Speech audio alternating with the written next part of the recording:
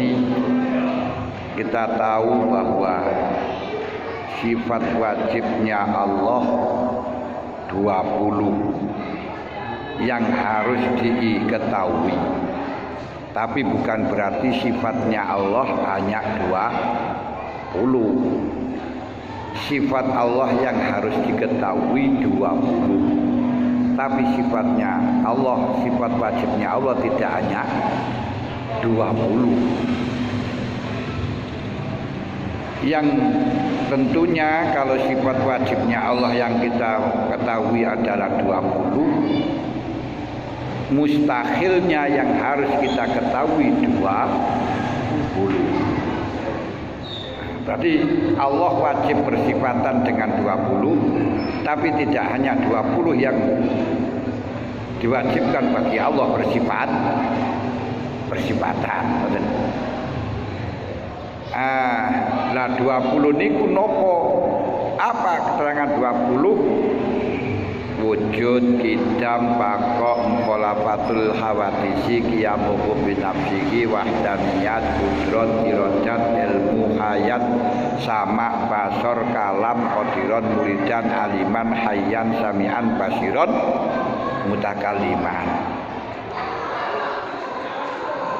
Sifat wajib 20 itu terbagi menjadi 4 rombongan, dikombongkan menjadi 4 kelompok. Pertama adalah nafsiyah, kedua salbiyah, ketiga ma'ani, keempat maknawiyah. Nafsiyah yaitu ada satu, yaitu sifat wujud. Wujudnya Allah niku bangsa nafsi, bangsa zat. Wujudnya Allah niku untuk tingkat wujud yang pertama adalah wujud la ta'ayyun. Wujud la ta'ayyun itu bagaimana? Wujudnya Allah la ta'ayyun itu wujud gitu saja, tidak di atas, tidak di bawah, tidak di timur, tidak di barat, tidak di utara, tidak di selatan. Yang sebut wujud mutlak. Itu wujud la ta'ayyun. Kedua, ta'ayyun awal. Ta'ayyun awal niku dinisbataken maring sifate Allah Ta'ala. Diwujud sing disifati niku wujud ta'ayyun awal. Berarti wis disifati dengan kudrat, iradat, ilmu, hayat, sama, basar dan seterusnya. Ta'ayyun awal niku disebut dengan martabat wahdah. Martabat wahdah niku artinya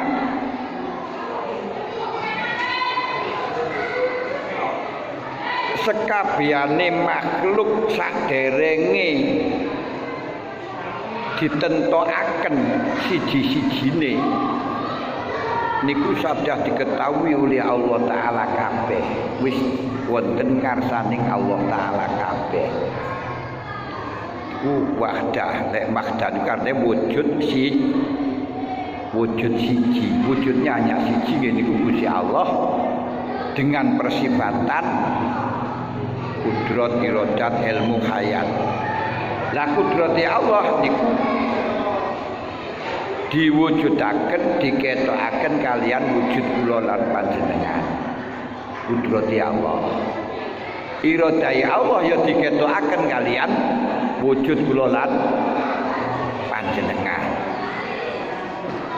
Lah di dalam martabatul wahdah wujud pertama gini ku ta'ayyun awal. Niki kula lan panjenengan ya sik enek kudrate pangeran, ana genggaman kudrate pangeran. durung cara gampangan durung ditentokno neraka, durung ditentokno surga niku wis roh Gusti Allah. Mulane dengan sifat Gusti Allah, Gusti Allah noleh nang kanan dengan sifat manan akhire dadi swarga sak isine. Nah, sadurunge ditoleh niki wahdah. Lah ketika dalam noleh ngiri dengan sifat qahar dadi neraka sak isine. Padahal dalam martabat yang peta ayun awal niki surga neraka sik siji, durung ana surga, durung ana neraka, durung ana makhluk gur siji. Wes, tapi dalam martabat ta'ayun awal niki Gusti Allah wis ketok mana yang akan surga, mana yang akan neraka, sapa-sapa niki. Tapi masih unggul, belum ditentukan, belum diperail. Cara belum diperail niku kalau kita sampaikan kemarin seperti halnya kita melihat tanah iki arep dadekno rumah sakit wis roh Gusti Allah. Tapi urung enek, belum ada perailan iki kamar mayat ini, UGD ini, apotek ini, kamar pasien belum ada, tapi di rumah sakit. Di dalam ta'ayun awal niki sudah ditentukan dengan sifat kudrohi Gusti Allah. Berarti di kudrohi Gusti Allah nggih niku wujud sik ngumpul, wujud masih tunggal, Allah sudah tahu. Belum ditentukan neraka surga, Allah sudah tahu. Kemudian setelahnya tahu niki akhirnya niku wau Allah noleh kanan dadi neraka surga saisine, noleh kiri dadi neraka seisinya. Ini berarti masuk di dalam ta'ayun as-sani wahidiyah, martabat wahidiyah. Berarti sudah ada perailan sing dadi neraka siapa, sing masuk surga siapa, kita itu menjadi orang cilaka itu siapa, sing menjadi orang saidun siapa, itu sudah ada ketentuan walaupun belum wujud, belum nyata. Itu sudah ta'ayun, sudah ditentukan oleh Allah. Kita ta'ayun asani, ta'ayun asani. Ta'ayun asani gitu martabat wahidiyah. Martabat wahidiyah niku martabat nisbate ijen-ijennya satu persatu, satuannya itu sudah ditentukan oleh Allah Ta'ala. Setelahnya ditentukan oleh Allah Ta'ala tapi belum wujud, baru martabat yang keempat. Martabat yang keempat yaitu martabat alamul arwah. Nah, dalam martabat alamul arwah niki wis bisa dilihat. Kalau yang martabat asani asal itu martabat awal gak ada yang tahu, gak ada yang bisa ke sana walaupun Rasulullah saja gak bisa. Nah, martabat yang kedua hanya Allah. Martabat yang ketiga hanya Allah. Mengkorek barangnya nggak ada, nggak bisa dilihat. Yang ada itu hanya yang lihat, yang tahu hanya Allah. Martabat yang ketiga, yang keempat baru ini sudah wujud rupa arwah. Ini bisa diketahui bagi orang-orang yang bisa masuk di dalam alamul arwah. Termasuk Rasulullah yang dibuat dari nur yang bisa masuk di dalam alamul arwah ini sudah tahu. Umatnya yang bakal jadi orang ngalim, jadi orang bagus sudah tahu. Makanya Rasulullah kirim salam kepada Uwais Al-Qarani melalui Sidina Umar. Padahal Uwais Al-Qarani belum ada. Rasulullah sudah tahu kalau nanti enek waliullah sing jenenge Uwais Al-Qarani jadi keturunan ini sudah tahu karena sudah kelihatan dalam alamul arwah. makanya sudah kirim salam. Loh ini. Padahal waktu Rasulullah kirim salam itu wes Al-Qarani belum wujud, belum ada kata wes Al-Qarani ini tabiin, bukan sahabat. Bukan sahabat. Berarti lahirnya itu setelahnya wafatnya Rasulullah. Lupa ya sudah tahu. Masuk di dalam alamul arwah. Termasuk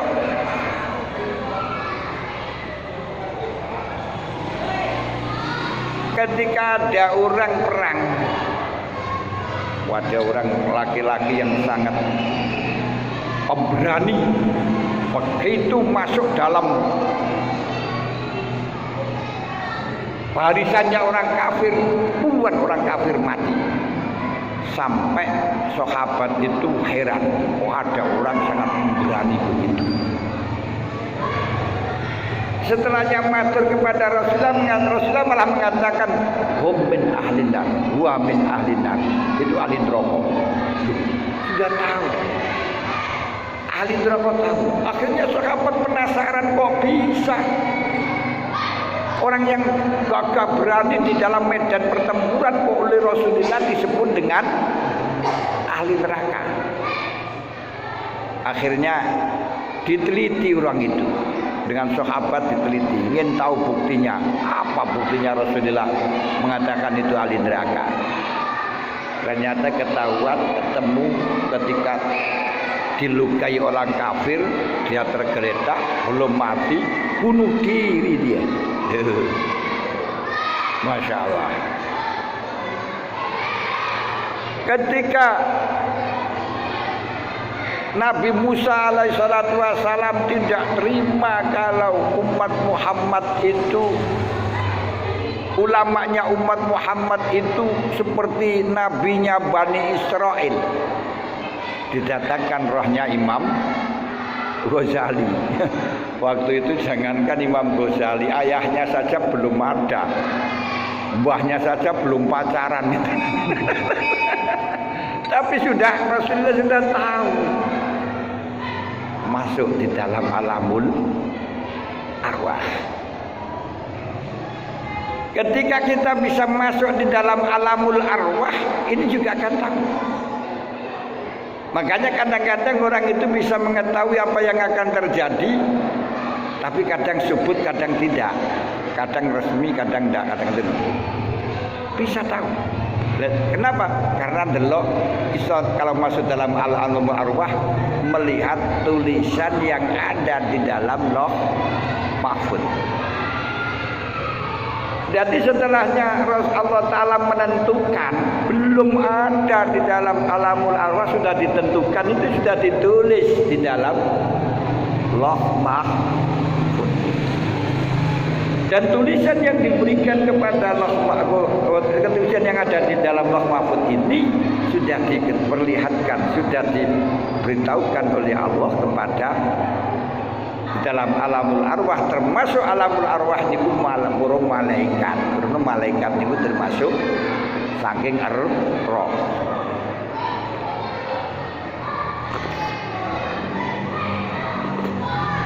Loh, siapa yang diperlihatkan satu kali ya kan masih eling. Betul. Ini dalam alamul arwah. Cuman yang ada dalam alamul arwah itu oleh Allah bisa dirubah. Yamhullahu ma yasha wa yuthbit. Mana yang akan dirubah, mana yang akan ditetapkan. Wa indahu ummul kitab. Hanya tahu Allah, sing tahu Allah, tidak bisa kita ngurusin masalah itu, ora usah. Dari alamul arwah, gila sampean apaku kita bisa masuk pada alamul arwah itu syaratnya sudah lepas dari alam nyata. Kalau kita tidak tahu alam nyata kan masuk di dalam alamul arwah seperti orang mati. Seperti kita tidur itu saja. Tidur niki kita sudah lepas dari alam nyata. Kalau sudah lepas dari alam nyata maka kita betul-betul tidur. Kalau belum lepas berarti belum tidur. Makanya ketika tidur niku ada wanita cantik kita pun juga nggak tahu. Ada uang ratusan ribu juga nggak tahu. Ada kentut juga nggak tahu. Dimaki-maki juga nggak tahu. Dipuji juga nggak tahu. Ini berarti sudah masuk di dalam alamul arwah. Kalau masih tahu belum tidur. Kalau belum tidur gak masuk, gak ngipi. Kalau gak ngipi gak masuk dalam alamul arwah. Kadang oleh Allah diperlihatkan kita mau apa gitu, mau dapat rezeki itu sudah diperlihatkan oleh Allah. Mau putus dengan pacarnya itu ya diperlihatkan oleh Allah. Ya mbuh moro-moro layangane pedhot.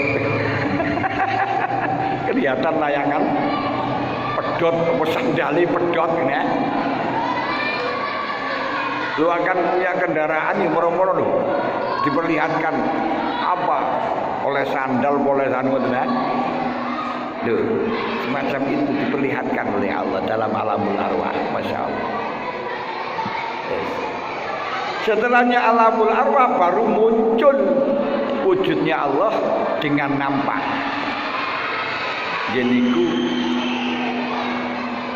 berupa alamul misal.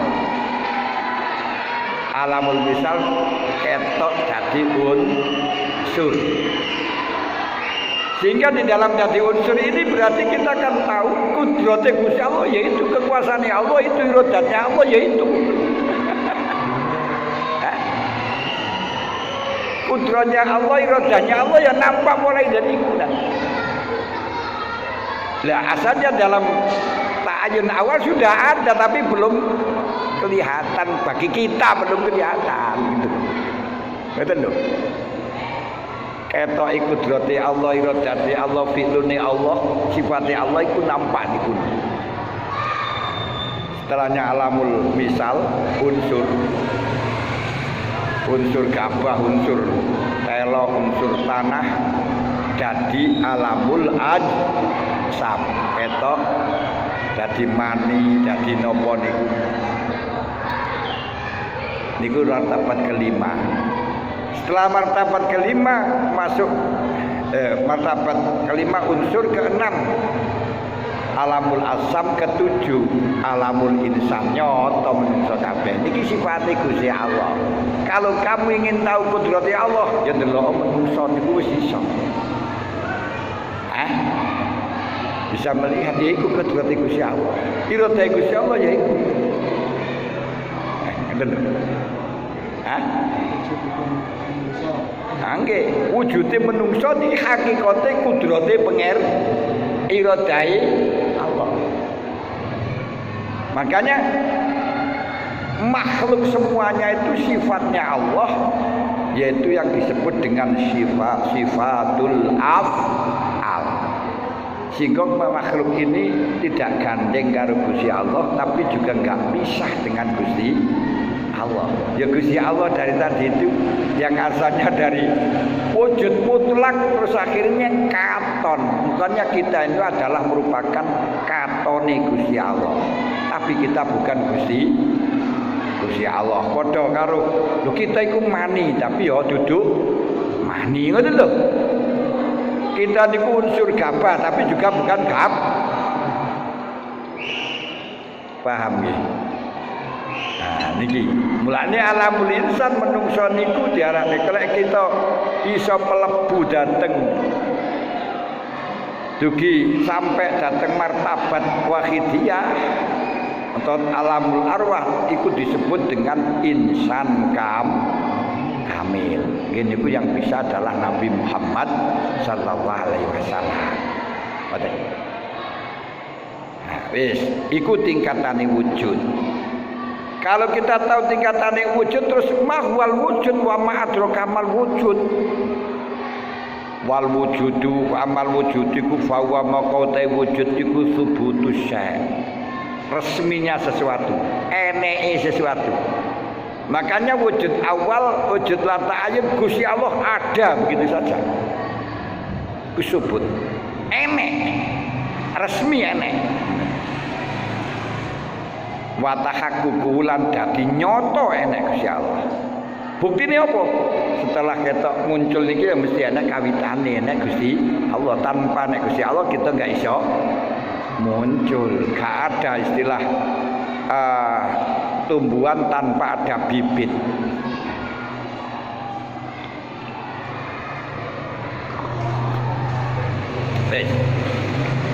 Bihai suyasiku keran sekirane den sah apa ayura den tingali apa sifat apa sih sek. Jadi lamun hijab kita dibuka akan bisa melihat. Tapi niku ditingali sing ningali namung Gusti Allah. Yang melihat, yang tahu hanya Allah. Mulane didhawuhno syahidallahu annahu la ilaha illahu. Allah menyaksikan tidak ada yang tiada Tuhan selain Allah. Sing nyaksekno sapa? Illahu, yaiku Gusti Allah dewi. Lalu setelahnya muncul dadekno malaikat wal malaikatu. Akhire sing nyesekno lek Gusti Allah niku wujud tidak hanya Allah tok tapi malaik wa ulul ilmi qaimam bil kisti. Akhirnya sampai Gusti Allah dugi mlimpar barang. Orang tahu kalau pangeran itu Gusti Allah. Lu tahunya dari mana? Ya setelah Allah memberi ilmu kepada kita. Lah ilmu itu ketahui sudah ditentukan oleh Allah pada azali, yaitu sudah ditentukan pada waktu alam waktu wujud ta'ayun awal sudah diketahui oleh Allah. Masya Allah. Tapi untuk martabat awal sani salis niku namung ta'akuli secara akal, sedangkan disebutkan itu hanya untuk memudahkan pemahaman, tapi bukan tartib gitu. Ndak, dari awal sampai akhir Gusti Allah tahunya tidak tartib gitu loh. Untuk memudahkan prosesnya, tapi tahunya Allah dari awal sudah tahu semua. Udah mulane sampai jarani Nur Muhammad itu qadim apa hadis. Allahumma sholli ala man wasfuhu awalun awalul qadimah. Geniku Kanjeng Nabi disifati dengan awal dan sifati qadim min khaisu Nur Muhammad niku nggih saking Gusti sifate Gusti Allah. Lah sedangkan Nabi Muhammad ku muncule mawon. Ngaten. Wa ulul ilmi qaimam bil qisti.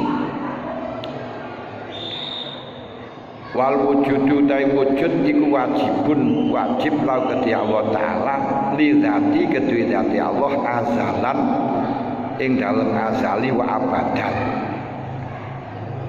Wazidu utawi suwati wujude Gusti Allah niku bangsa zat mulai awal lan akhir azalan wa abadan. Azal itu apa? Azal dengan qadim itu ada yang mengatakan sama muradif, ada yang mengatakan azal itu wujud gak wujud, pokok sesuatu yang tidak ada permulaannya itu namanya azal. Kalau qadim barang yang wujud yang tidak ada awalnya. Makanya Allah disebut dengan qadim, juga disebut dengan azal. Dan abad selamanya dalam arti enggak akan akhir, tidak ada akhir. Wa zituhu tawiswali wujud iku adam. Wa dalilu dai perkara kang nuduhaken ala wujudi ngatasi wajibi wujudi Allah taala wastihalatil adam alaihi akran iku wujudu hadhil makhluqat. Lah niki Makanya yang ada di dalam tauhid kita niku tauhid akliyah, tinjuane bangsa akal. Di sini ada beberapa perubahan di dalam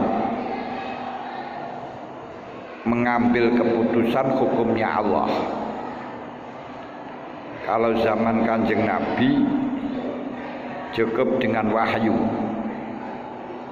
Kemudian pada zaman sahabat sudah ditambah wahyu dan sabda Rasul, hadis. Makanya terus dikumpulkan pada zaman sahabat giniku pada zaman Umar bin Abdul Aziz, hadis. Kemudian pada abad kedua ini sudah mulai muncul lagi tidak hanya Quran hadis, muncul Quran hadis ijma qiyas. Dalam pertengahan abad ketiga sampai pertengahan abad ketiga, pertemuan ke abad ketiga ditambahi lagi tidak hanya Quran hadis ijma qiyas tapi akli. Di samping cocok dengan Quran hadis ijma qiyas harus cocok dengan akal. Makanya dikatakan ad-dinu aqlun. Agama itu rasional, cocok akal. Waman la dinala, waman la aklalahu la dinala. Siapa yang tidak merasionalkan, tidak bisa mikir, maka tidak bisa disebut dengan punya akal. Oleh karenanya di dalam tauhid kita diwajibkan untuk mengetahui dalil-dalil yang secara akli. Walaupun mengenal Allah Ta'ala dengan dalil akli itu akan selalu mahjub, tidak akan bisa melihat, tidak akan bisa terbuka.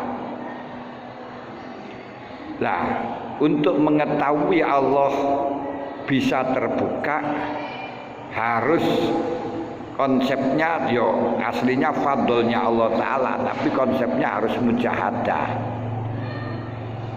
Harus melihat langsung kepada Allah, merasakan langsung kepada Allah. Gak bisa dengan akal. Nah, kenapa Allah wujud, nampak, subut, tapi wujudnya Allah niku bisa dilihat dengan hati, wujud zihnan la kharijan, orang muncul. Maka wujudnya panjenengan sedaya niki dalam hati kita tahu bahwa niku wujudnya Allah, tapi kharijannya nggih bukan, kharijannya panjenengan semuanya.